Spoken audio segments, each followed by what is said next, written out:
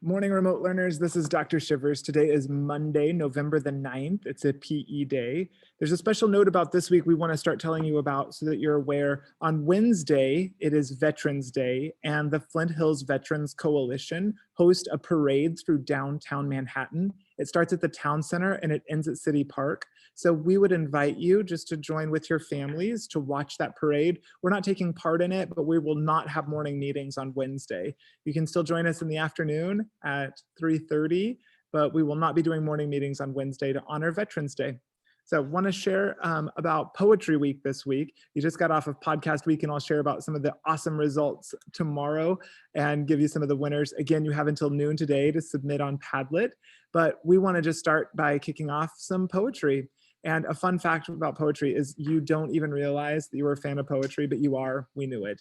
And so we want to just share some things. Poetry helps us build all of our literacy skills. It helps us develop our memory and our brain power. It encourages play with language and words, and it helps us all be readers and writers. And I think that in a moment like this in our history and in our world, we need poetry more than ever to uplift us and give us some new thoughts and ways that we can build life together.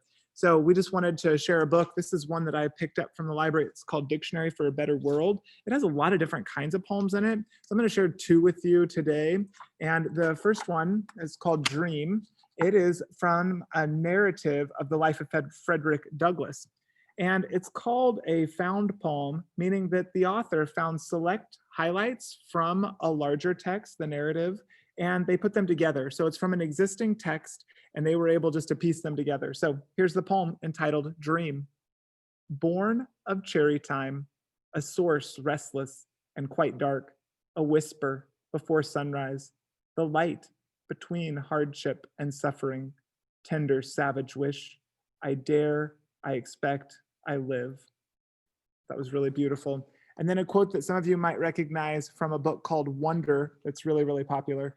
Sometimes I think my head is so big because it is so full of dreams. Remote learners, we know you have all kinds of dreams. So that was a really good one, a little poem to share about that.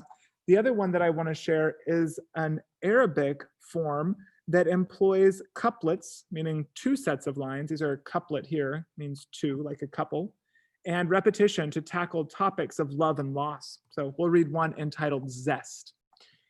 Look up if you know, or if you want to know enthusiasm. Cyrus and night sky embrace with such enthusiasm. In autumn, acorns ping, leaves crinkle, and branches rattle, a merry band of enthusiasm. Consider zing of horseradish, the zest of lemon. Have you ever tasted such enthusiasm? The best thing in the morning is to walk into a coffee-scented room brewing with enthusiasm. You nor I can be unhappy when we give a hug that's wide and warm with enthusiasm. I thought that was just a great example of the zest that we hope you bring to remote learning on this Monday morning. Hope you stay brave, creative, and strong. Keep up all your great learning.